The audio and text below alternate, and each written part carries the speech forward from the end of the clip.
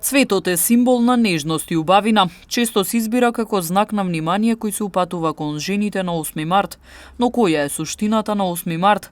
Дали датумот добил значење за жените на денешен ден да добиваат посебно внимание и тоа во форма на подароци?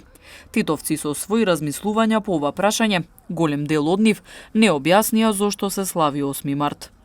Не знам кој да ти каже има прав да не скам. Жените или мозите? Све дошло мешано тоа. Треба да имат.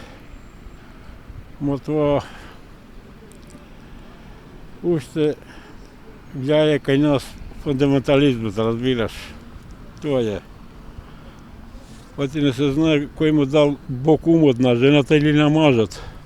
Треба да се поштуе тоа.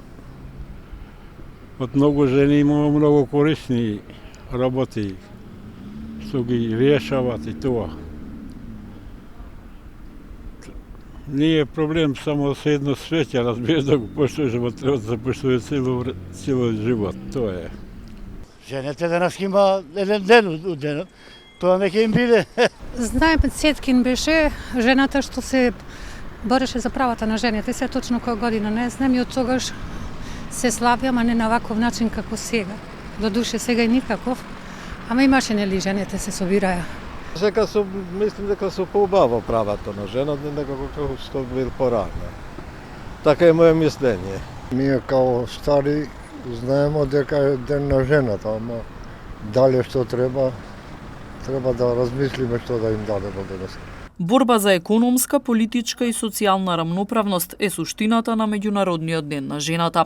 Идеја која започнала во почетокот на 20 век, со цел жените да ги имаат истите права како и мажите, кои дотогаш ги немале.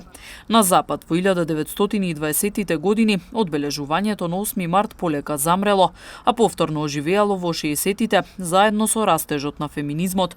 Сепак во ниту една западна земја 8 март не е прогласен за државен празник. Со одлука на Обединетите нации од 1975-та, 8 март е прогласен за Меѓународен ден на жената.